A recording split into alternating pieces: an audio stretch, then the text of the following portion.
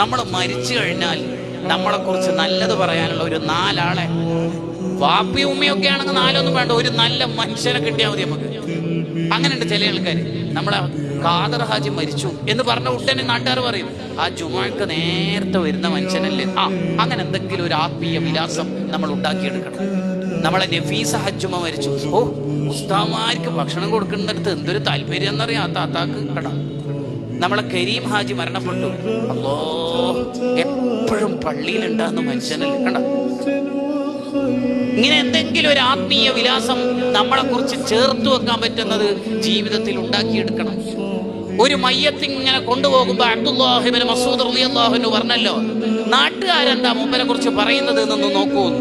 അപ്പൊ ശിഷ്യന്മാര് ചോദിച്ചു, നാട്ടുകാരെന്ത് പറഞ്ഞാൽ എന്താ, അയാൾ ജീവിച്ചതിനനുസരിച്ച് സ്വർഗവും നരകവും കിട്ടുമെന്നല്ലാതെ. അപ്പോഴാ അബ്ദുല്ലാഹി ഇബ്നു മസ്ഊദ് റളിയല്ലാഹു അൻഹു ഇസ്ലാമിന്റെ നിലപാടങ്ങ് പറഞ്ഞു കൊടുക്കണത്, ഒരു മയ്യത്തിന്റെ അടുത്തുനിന്ന് അല്ലെങ്കിൽ ആ മയ്യത്തിനെ കുറിച്ച് 4 മുഅ്മിനീങ്ങൾ നല്ലത് പറഞ്ഞാൽ വജബത് ലഹുൽ ജന്ന, ആ മയ്യത്തിന് അല്ലാഹു സ്വർഗ്ഗം ഷുവറാക്കിയിരിക്കുന്നു. നല്ലത് പറയണം നമ്മളെ കുറിച്ച്.